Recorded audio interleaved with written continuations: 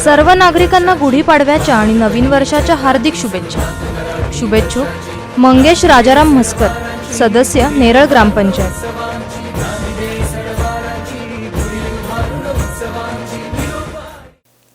पंतप्रधान नरेंद्र मोदी यांच्यावरील चित्रपटाचा वाद सर्वोच्च न्यायालयात सुरू असताना मराठी अभिनेता सुबोध भावे याने काँग्रेस अध्यक्ष राहुल गांधी यांच्यावर बायोपिक काढण्याची आज घोषणा केली।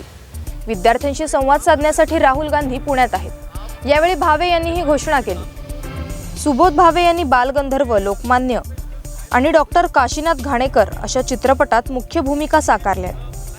त्यामुळे राहुल यांची भूमिकाही सुबोध साकारणार असल्याने आता त्याबाबत उत्सुकता निर्माण झाली आहे। यावेळी बोलताना सुबोध भावेंनी सांगितले की राहुल गांधी यांच्याकडे बघून वाटायचे की हा माणूस फक्त राजकारण करत असावा, असे राजकारणाच्या पलीकडे जाऊन हा माणूस खूप काही गोष्टी करतो।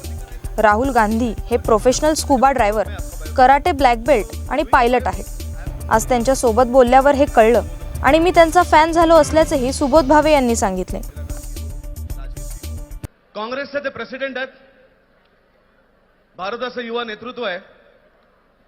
आपल्याला सतत असं वाटतं की हा माणूस फक्त दिवस रात्र राजकारण करत असेल, पण त्या पलीकडे जाऊन अनेक गोष्टी आहेत ज्या मला आज पहिल्यांदा कळल्या त्यांच्याशी गप्पा मारण्याच्या अगोदर। ते एक प्रोफेशनल स्कूबा ड्रायव्हर आहेत, ते प्रोफेशनल पायलट आहेत,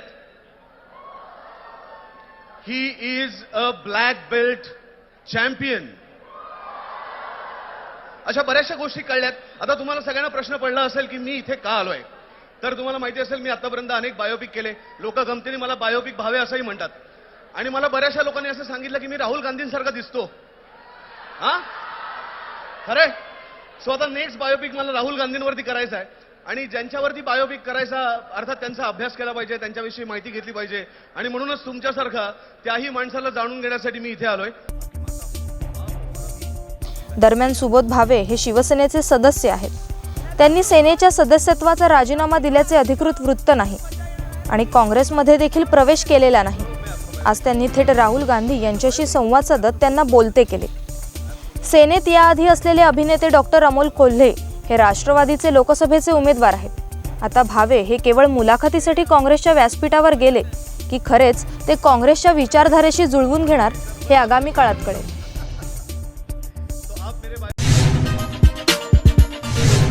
बेल आयकॉन दाबा आणि यासारख्या इतर बातम्या बघण्यासाठी आमच्या चॅनलला सबस्क्राइब करायला विसरू नका।